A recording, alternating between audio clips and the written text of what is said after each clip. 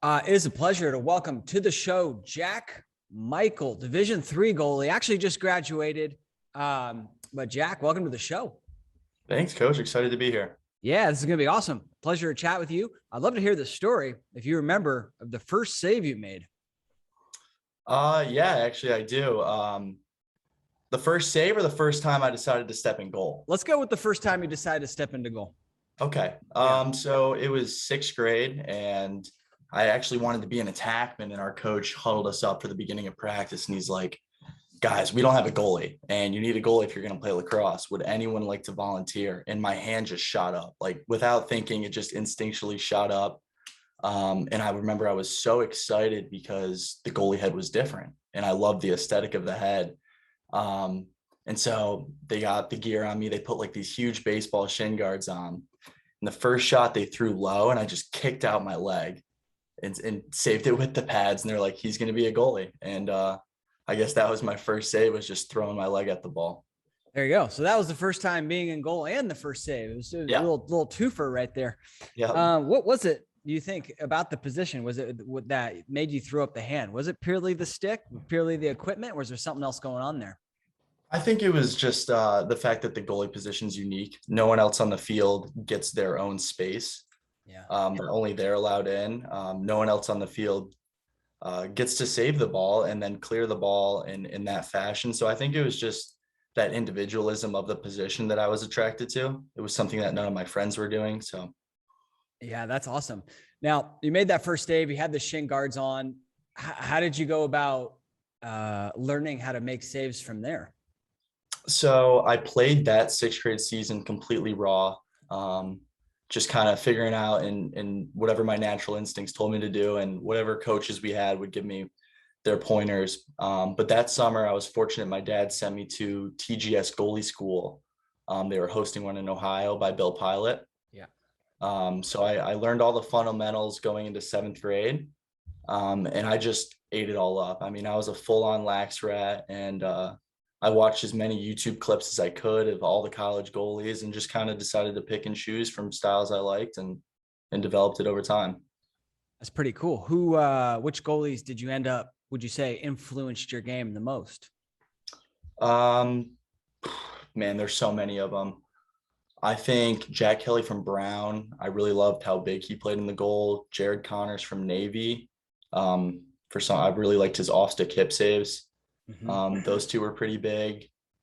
Kyle Bernlohr was a pro goalie for the Machine at the time, so I looked up to him. And then just kind of the older high school goalies around me.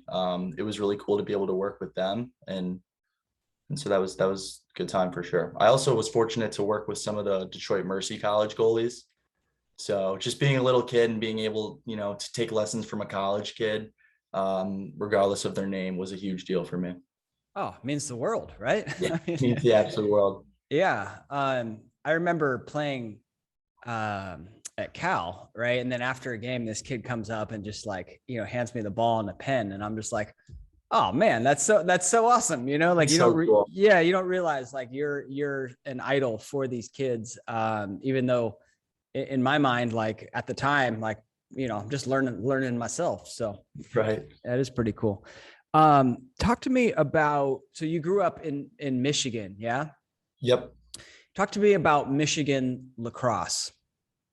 So it's growing just like everywhere in the world. I was really fortunate in southeastern Michigan to go to Brother Rice High School, which is pretty dominant in the state of Michigan, and we're fortunate to play teams from all across the country. So in middle school, kind of playing for their developmental team, so to speak. I was exposed to a lot of quality lacrosse. A lot of alum from the high school did play Division I in college.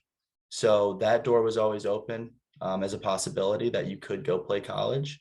And it was competitive. I think as I've moved away and gotten to take a look back, it's definitely still small. And there's still a lot of growing that needs to be done. But there was a lot of kids in my area that were playing, and there was kids that went on to play in college. So yeah, I wouldn't say it was much different than, say, playing in Baltimore. Awesome. Yeah. And I'm sure, it's in many ways is I grew up in California, and it's when I'm a lot older. So when I was in high school, no team. There was basically no organized lacrosse. And now, all the high schools have teams, and they're sending kids to D1 programs, and it's just growing all over. So it sounds like in many ways, maybe a little bit more advanced, but in many ways it's very similar. Yeah. Going back real quickly, one thing that you mentioned that I was going to say is pretty awesome is just picking unique elements of goalies' games and bringing that into your own game. Like you mentioned Jack Kelly. I love his stance. You mentioned the Navy goalie, John Connor. Have you seen the John Connors, Jack Kelly save edit, by the way? Like 1,000 times. I watch a lot of those edits leading up to games just to kind of get me in the mindset of saving the ball. I know. I do too. Even when I'm having a bad day, I'm like, oh man, I'm going to go watch that save edit just to get me in the right mindset, just to get in a positive mindset and be like, yeah, all right, this is what we're doing out here. That's cool. Anyway, going back to that point of just, it doesn't have to be like their entire game. It's just one little element of their game. I'm going to try and incorporate that into my game, which sounds like that's what you did. Exactly. Yeah. I was pretty specific on it. I would like zoom in on the videos and look at where their hands were placed and how bent their knees were and all that stuff. So, and just go out to the field and try it. Try to play like that goalie, try to be that goalie and see what works. Yeah. Or see what doesn't work. Like that's the cool thing about trying new things is like, all right, I'm going to try like a super wide base today. Or just wider than I normally play. And then if you like it and it works, guess what? You've just increased your game. But if it doesn't work, that's also great because you've got this new level of confidence knowing that like, all right, the way I play in my base and my stance, that's the right way for me. Right. And then once you kind of know what works for you, when you do eventually inevitably get scored on, you're not like, it's my stance, it's the way I'm holding my stick. It's like, you're confident, I've gone through every possible way. Now I'm confident with the way I play. Like I can get the next one. So, yeah, that's awesome. That's awesome. How would you describe your style of play? I'm pretty athletic in the cage. I'd say, just using my athleticism and my hand speed to my advantage. I'm a skinnier kid, so I don't take up a ton of the goal in terms of width. So I kind of throw my legs around out there and just try to use my hand speed and snap to the ball. Mm-hmm. Yeah, kind of a tall, lengthy lefty, huh? Yep. All right. Drew Adams comes to mind when I think of tall, lanky lefties. Yeah. I don't know if you watched Drew play at all. Yeah, I did. And some of those those crazy kick saves he has had in the PLL and stuff. Trying to incorporate some of that into my play as well. Yeah, love it. I was looking at your Instagram earlier. It looks like you're also a soccer goalie, or at least you played soccer as well. Talk to me a little bit about that. And do you think that's had an impact on your lacrosse goalie game? Yeah, I would say soccer's had a really big influence in the way that I play the position. I actually grew up in Germany. And so from first to third grade, all I knew was soccer. And so I think I developed some of that foot-eye coordination, so to speak. And then I played goalie in high school. So kind of developed that ball stopping mentality and playing with your feet. And soccer to me was always a secondary sport for fun, but there's a lot of training that goes into it. And I think the footwork aspect for sure definitely translated to playing in the goal. Yeah. Yeah. And I mean, angle play, a lot of, understanding your angles, like the angles are a little bit different, but it's still the same concept of like being in the right spot so that, in your setup, so that like you maximize your opportunity to make the save. Yeah. Yep. 100%. And the style of playing the soccer goalie compared to lacrosse goalie is completely different. Whenever I transition, it takes like a week to kind of get used to the smaller net or the bigger net, but yeah, the same principle of decreasing the angle and stopping the ball is the exact same. Yeah, I had an ice hockey goalie, someone who it was actually Chase Ireland, who plays at Cornell. I just interviewed him, and he's also an ice hockey goalie. And that was like my main question is like, when you play a lot of ice hockey goalie, it seems like your instinct, if it comes at your shoulder, would just be like to go like that. You know what I mean? Yep. And then as a lacrosse goalie, like that, your instinct, you got to get your hands over there. So do you ever I don't know, be playing a lot of soccer goalie and then a shot comes and you're just like, all right, I'm going to try and get my left or you're absolutely. lefty. I mean, I never played club soccer or anything serious, just high school. And our coach would be like, nice save, but like you got to dive to catch the ball. And I'm like, but I just need to punch my hand over. Like, so. Oh, Yeah. so it's the other way around. So you actually made a lot of saves lacrosse With my style hand. as a Yep. soccer goalie.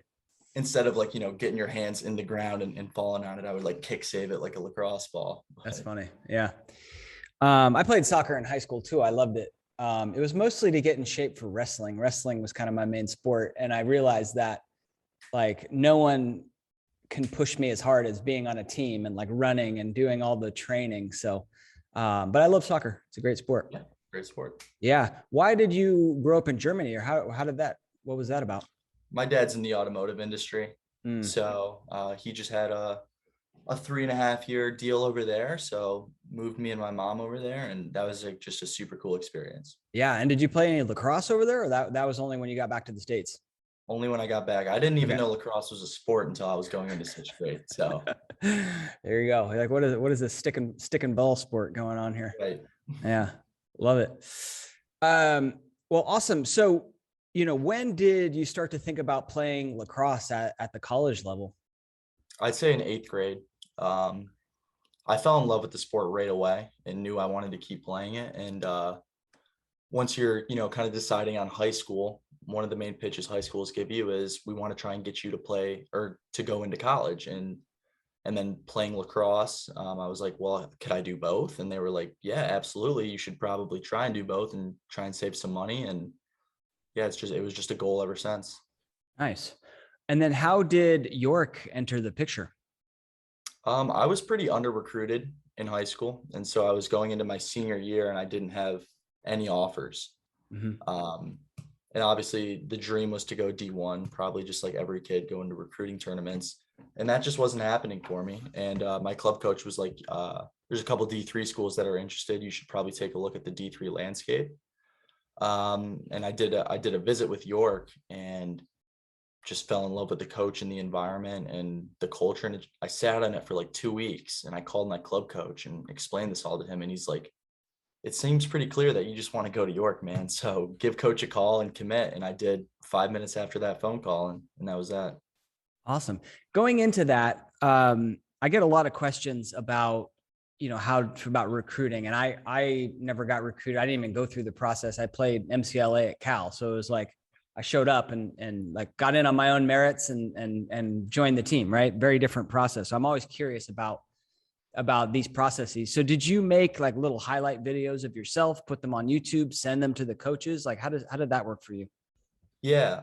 So pretty much every year, excluding my junior and senior year, I made a fall highlight tape and then a spring highlight tape. And I would email that to coaches and that'd be put up on YouTube. I probably wasn't as ambitious with reaching out to coaches as I probably should have been. I think if I was going to look back and tell myself, talk to myself about the recruiting process, I would say be a little bit more outgoing with yourself and try and advertise yourself a little bit more. But yeah, I definitely did make some highlight videos and stuff. What would that mean? Like just more emails? Yeah, I would be more confident reaching out to coaches, follow-up emails for sure, trying to get that visit for myself. I think at that age, and this was before you had to wait until your junior year to commit. There was a lot of kids already committed my sophomore year, and I didn't grow until late. And so I think that I got myself down mentally and almost gave up on some of the schools that were kind of dream schools. Mm-hmm. Interesting. Yeah. Yeah, I could see that. Like there's such a mental battle that goes into the lacrosse goalie position, but there's also a mental battle that goes into the recruiting process of like, oh, well, I'm not getting any attention, or like this teammate of mine got 3 calls yesterday and I didn't get any.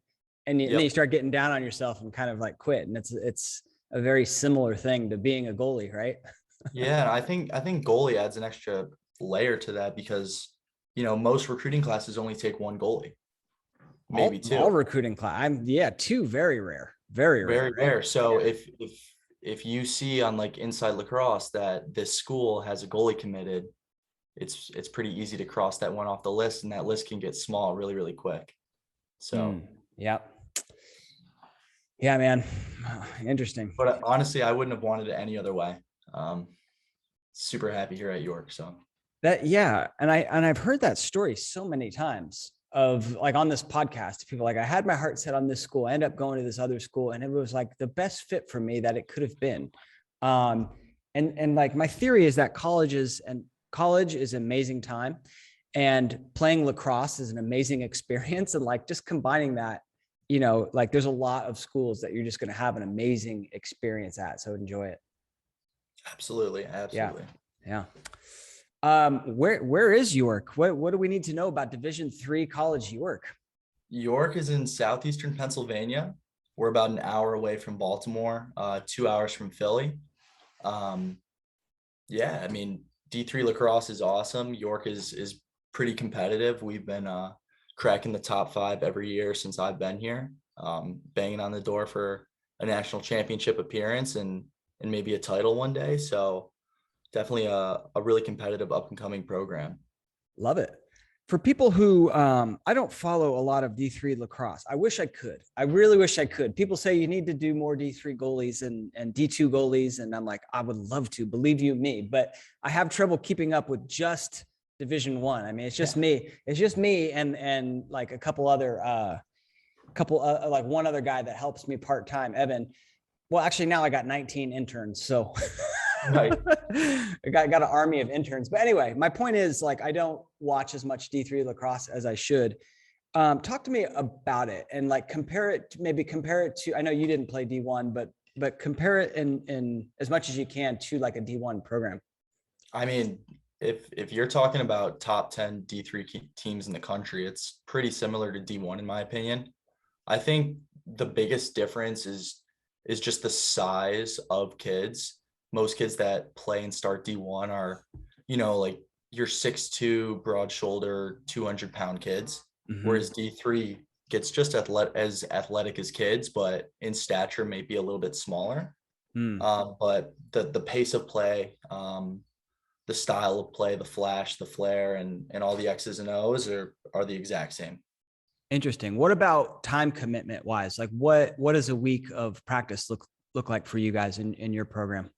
I think it's pretty similar to D1. It's a lot for sure. I think the biggest difference in time commitment with D1 and D3 would be in the fall.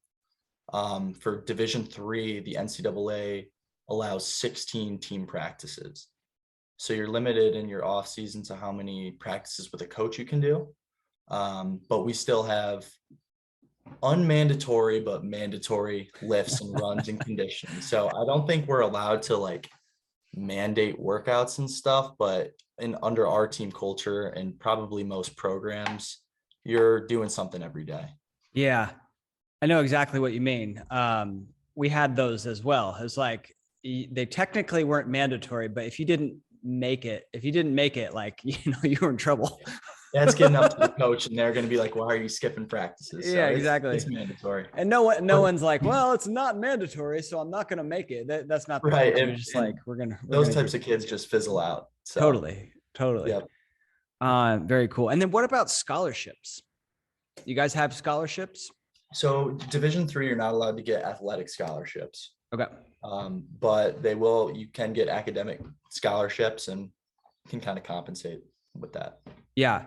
And is it like in the MCLA, I know we had the ability to, like, the only poll that we had, we could kind of like flag a player so that like if he was on the edge of admissions, right? Like he was, on the border of getting in and he was flagged, then that would be like the push over the top. That's really the only say that we had. Does D3, does the lacrosse program have any say in helping the kid get into the school? I'm not quite sure exactly, how that all works specifically. I'd say most kids that come here are on pretty good academic standings and could get into the school. Now for like the NESCAC programs who can kind of compare to the Ivies in a way, I'm not quite sure how that works, whether they have a certain GPA requirement that like the whole class has to equate to. But honestly, I think if you have a good GPA in high school, you should be all right. And lacrosse could probably help get you in if you were on the border. Got it. All right. Sounds good. So I know you mentioned you just graduated, but what, for you what was your goalie training regiment like? Like, how do you get better? Is it shots? Like, are there specific drills that you love doing, or talk to me about that? For me, it was just all shots. I love volume. I think the best way to get better is just go out there with a couple teammates and have them shoot on you as hard as they can for an hour and just kind of assess what you do. One thing that I do is I put a video camera up when we do shooting sessions, and I'll film the whole session. I'll go back and tediously analyze every movement I made.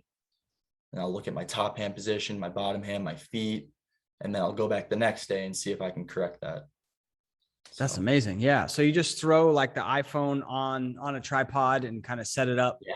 Yep. Pointing right at you, pretty close. Yes, I'll move it all over. So, go up and down the arc of where the shooters are shooting. And just try and get some looks. When it comes time in the spring, I don't do that as much. I don't want to get in my head about my mechanics. That's something that I do a lot in the off season, in the winter and the fall. But that's a really good. That's a really good point, right? Yeah, that's a really good point. I was gonna say, other than that, just wall ball. Playing a lot of wall ball. Not too serious about like 50 right, 50 left. Just going out there and having fun, like slinging the ball sidearm and underhand, and kind of envisioning being in a game. And I think that just kind of having fun allows you to play a lot better. So yeah, and that visualization piece like really helps too. Yeah, right. I was making that save at the end of a game, and I would do that. I would do that I would do that a lot, but I would do it before games, just in my, where I was living in my bedroom, right? And I just like, all right, visualize a guy running down the alley. Boom, there I am making the save. All right, here comes a load of boom, there I am making the save. And it's, oh man, I think it's just as good as reps. It really is. I mean, and you feel confident after. You feel like you can make those saves when you go into practice, when you go into a game, and that confidence is just as important as physically being able to make the save. Yeah. Yeah. When you get to York, does your goalie game change or morph at all? Oh yeah, absolutely. I think literally just by analyzing my own game and watching college goalies at the time that I looked up to and thought were good, picking things up, trying them, it just constantly is evolving. We don't have a goalie coach, so it's not like someone came up to me and was like, you need to play this specific way or this style. I think it was just me kind of figuring it out over 4 years. Yeah. What did you figure out? So many different things. It's hard to pinpoint one. I'd say hand position definitely changed. I used to be pretty straight out with my top hand and my bottom hand, so they were pretty extended. I softened those up, loosened them a little bit. I used to be up high, kind of like, the classic eye thumb saying. I dropped that down to more chin level, maybe even a little bit lower, depending on the situation. So my hands definitely changed the most. And then I narrowed up my stance just a little bit. Yeah, love it. Yeah, it's so interesting to see some of these photos of goalies, and I don't know, just after watching so many goalies play, I'm just like, no, don't do, like, they'll have the hand just way up there, just these non-athletic setups.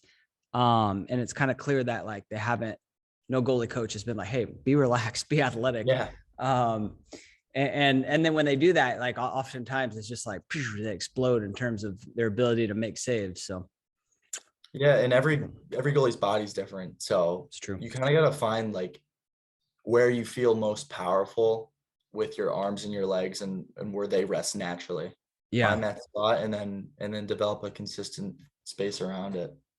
Yeah. It's interesting you mentioned that eye thumb ball thing, because when I first started, like that is what I learned as well. Like you want to set up, in your top hand, like, just looking right off of your thumb. And the more like, the shots are getting a lot faster, obviously, but like the more you look at goalies, a lot of times, like when they're set up that way, like the hands drop before they explode out. So they come down before they explode out. And so like when you get your hand like at chin, or your thumb at chin level, or even a little bit lower, it doesn't do that. Right. So then you can make that straight line right to the ball. And it sounds like it's exactly the experience you had. Right. Yep. Yeah. You're still susceptible to dropping your hands, even if you bring it to chin level. That's something you got to rep out, but yeah. You always are. Yeah. Yeah, you always are. I mean, it's just like the natural reaction. Like when someone goes to throw a punch at you, you kind of like, you're gonna kind of like flinch like that. And it's the same, Especially if the first concept. punch was in your stomach. So That's right. That's right. Where every goalie's got like where do you least like to get hit? Every goalie's got like a spot that the least like to get hit. What is it for you? definitely the calf. Like Yeah. not on the shin bone, but like right on the calf muscle. Cramps Those up, hurts to walk. Yeah. Yeah, those ones are the worst because of the cramps, but typically also too because they go in. Yeah. Yep. Countless times I've gotten hit in the shin or the calf and it's just trickled in and you're left Yeah. limping and the scoreboard. So Yeah. I mean, if you get hit in the thigh, if you get hit in the shoulder, like that's good enough impact to where like, yeah, it hurts, but like you made a save. That doesn't hurt as much. pops up in the air, everyone's going crazy because you just made a cool save. But Yeah, that's cool. I saw earlier, or at least on your Instagram, that you were sponsored by Powell Lacrosse. Congratulations on that, and I would love to hear kind of how that came to be. yeah, they reached out to me over on Instagram in October, asked me to fill out a questionnaire if I was interested in, and I was because Powell Lacrosse is cool, and I did that, and they got me on the team, and it was pretty cool. They were nice enough to send out a little care package and a cool note, and in return, I just would have to do a couple posts on social media and add stuff to my story and represent the brand. So I used their shaft this season, which is really awesome. Yeah. Awesome. Well, congrats on that. Who else? Thank Were you. there other goalies sponsored by Powell? Yeah, Logan McNaney was this season in Division One, Yeah. and gosh, I feel bad. I'm blanking on the Division Two goalie's name. He plays for Mount Olive in D2. Oh man, Anthony something, right? Yeah, All right. blanking on his last name. Yeah, me Something with too. an O, maybe. Yeah, Good goalie, really good goalie. he's I've chatted with him on Instagram before. We'll look it up. Hold on. Let's just look it up now. This is great. This is great podcasting, huh? No, but we're gonna have to go back because I'm sure Powell does a lot. Avarello. There you Yep. go. Yeah. He's reached out to me. So that's awesome. That's awesome that they sponsored goalie. I sponsored a bunch of goalies myself. And yeah, I mean, as much as we can sponsor goalies, I'm all for it, man. I'm all for the support. So congratulations on that. Thank you. Appreciate that. Yeah. Well, cool. So I would love to hear about a time you went through a slump. Does anything come to mind? And if so, like, how did you go about getting out of that? Yeah. I think slumps are pretty common. I go through them all the time. I think this year, it kind of felt like I was in a slump the whole season. It was just getting up and getting as close to out of that slump as I could before a game. Yeah, they're tough. I think they're mentally really challenging. But again, the only way to really get out of a slump is to get shots. Mm-hmm. And to just know going into a game that I made 100 shots or 100 saves over the last 3 days. Like I'm capable of making every save, even if I don't feel spot on, in the moment. It's something that I can do. And just kind of those self-affirmations that you are capable of making saves because I put in the work and prepared. Mm-hmm. Yeah. I mean, it's a lot. A lot of it's very mental, but yeah, the way you can get out of it is just take those shots, right? And mentally get back into the place where you're like, oh, I know how to make this save, right? I'm a great goalie, right? Just kind of get back and remember that. So I think another thing too is when you're getting those extra shots, just with your buddies outside of practice, is to kind of let your emotions out. That's a time where you can get frustrated and you can kind of lash out a little bit. And I think that it kind of shows to yourself that you care a lot. And then when you sit back and reflect, you become calmer in game moments. You already let out that anger and aggression. Now you feel confident and calm going into the next save. Great point. Yeah, it's an absolute great point. What about your guys' season this year? So I'm not sure how the D3 lacrosse is organized, but it looks like you guys won your division. Yeah. Yeah, we won our conference. Won the conference champions, and then had had a good run in the championship tournament and lost in the semis. Yeah. Talk to me a little bit about this season. This season was great. It was the first season that was more normal after kind of two COVID-esque seasons. So we got to actually play more out of conference games and play a pretty competitive schedule. And, on paper, we had, I think, statistically the best season in York program history. We had 17 straight wins and our first semifinal appearance. And it was great. I mean, we got to play a lot of really good games and against really good teams. It was fun. Yeah. Who are the D3 powerhouses? Salisbury, I think of. You guys played them, Yep. looks like. RIT, Tufts, Salisbury, CNU, Lynchburg, pretty much most of the NESCAC schools now are top 20. Got it. Awesome. Gettysburg, Dickinson. So yeah. I just kind of run through the schedule here. Well, very cool. Awesome. What about pregame rituals? You got sort of pregame ritual that you go through? I mean, more or less, yeah. I don't like to get too hung up on superstitions. I think that can do more harm than good if you're worrying too much about like tying your left shoe first and all that stuff. So, I just get to the locker room 2 hours before the game. And I usually put my pads on right when I get there and go get shots right away. So, an hour and 45 minutes before the game starts, I'm going through a pretty intense shooting session just to get all of my muscles firing and see every type of shot. And then I usually just go and hang out in the locker room for the next hour. I don't like to sit super quiet or work myself up. I kind of chat with the guys and enjoy the music that we're playing. And then we go out and do our actual warm up, as a team, and the game starts. So interesting. Yeah. And that works for you. And then you get warmed up again and take more shots again. Right. Then once, the whole team goes out, it's a quicker warm up because we got to get the other goalies in and everything. But yeah. Yeah. Awesome. Were you, you're the starter this year, obviously. How many years did you start? I was fortunate to start all 4 years. My man. That's pretty cool. It's super cool. Yeah. Yeah. Congrats on that. What would you say is your best year this last year? It's tough. I'd probably say my junior season was my best season, or the season that I felt most comfortable in the cage the whole time. I definitely had some good games this year and I had some good games my freshman year. So I don't really know. It's a tough one to answer. Maybe it's too soon to process that. Too soon. But if I'm going to make a Jack Michael save edit, what game comes to mind? What game do you think I should take a look at? Probably the CNU game this year. The Christopher Newport. All right, there we go. In the quarterfinals. Correct. Yep. Yeah, 10-9 win. That was a really cool game. Awesome. What was so cool about that game? I mean, it was a playoff game and we got to go all the way down to Newport News, Virginia, and it was our first overtime win, I think, in program history. So it was like 100 degrees out and it was super intense and the fans were into it. It was just a fun environment. Yeah. In program history, is the York program not that old? No, I think we just have failed in overtime.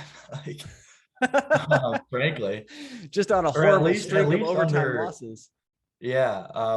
I lost in 2 in my career. So that was the first one I won.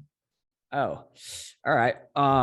Well, you are talking to a man who never lost an overtime game. 3-0, baby. 3-0. Wow. Well, that could have been me, but I failed. I don't even know if I made any saves, to be honest. In all of those 3 games, I think I made one save. But all the other ones in my career, like we just got the ball and went down and scored. So I'm taking way more credit than needs to be had, but that's awesome. Hey, you were holding it down in there. That's all. Oh, holding it down for sure. Right? Yeah. You get the team to that point, Yeah, absolutely. Yeah. Switching gears a little bit, I want to talk about the mental game because it's such an important element of what we do. When you think about mental toughness, what are there any lessons that come to mind? Yeah, staying present and then not getting angry with yourself, I think, are the 2 biggest things. I think it's so easy to get mad at yourself and then talk bad about yourself, in your own head, and really put yourself down. Like thoughts like, why am I the one starting? Like the other goalies have been looked great all week and I'm in here letting goals in, or you should totally made that save, like blah, blah, blah. And I think just staying present and recognizing that there's so much game left and there's many more opportunities to make a save is kind of what you should strive for as a goalie, is staying calm and staying present. I love that. Yeah. Yeah. I think I had this mindfulness coach at one of the goalie summits that I put on. And he had this whole segment about be more kind to yourself. And it kind of got me thinking that a lot of goalies are just way too hard on themselves. And I was kind of that way when I was growing up too, and I played a lot of basketball, and like, if I missed a shot, if I missed a layup, it was like, man, I was really mad at myself. And a lot of goalies get that way when they give up a goal, not understanding that like a 50% save percentage is like, pretty dang good. Yeah. Pretty dang good. If you can do that, like, that's kind of what coaches are asking for. And so that's 1 out of every 2. And yet, like, up in their mind, like, they're expecting to save every single one. And when they don't, they're just brutal on themselves. And that really takes a toll, not only in your game, but on your mental health as well. Like, you're just constantly beating yourself up. So that message of being kinder to yourself is one that, like, I've really been starting to preach.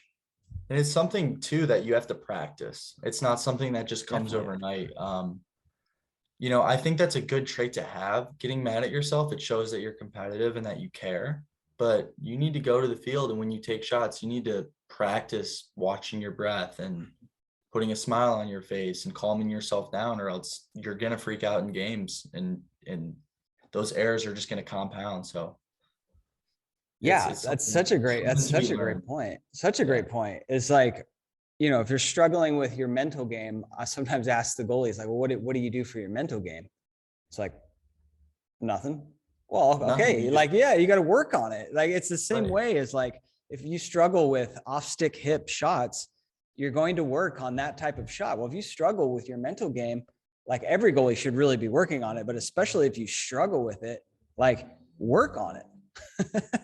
I think a really good thing to work on it is put it in the back of your mind before practice that you're going to work on it. And then, once something happens where you're just so frustrated, all you want to do is take your equipment off, the back of your mind is telling you this is a perfect opportunity to train for better mental health. And so if you kind of have that going into each practice, I think over time and over years, you will become a mentally steady goalie. Mm-hmm. Yeah. And, I would also just say, read articles. I mean, I've written a lot about mental toughness on my Lax Goalie Rat blog. You can check out. There's this book right here. I don't know if you read this one, Thinking Inside the Crease. Have you read that one, Chris Buck? I have not. I've seen it, but I haven't read it. No. Yeah. Mental Secrets. Probably should have. Anyway, so like, there's books and there's, and you can read one of these lessons and been like, okay, like, yeah, like, I'm going to try that out today. Right. That way of thinking. And when I give up a goal, like, that's what I'm going to do. So yeah.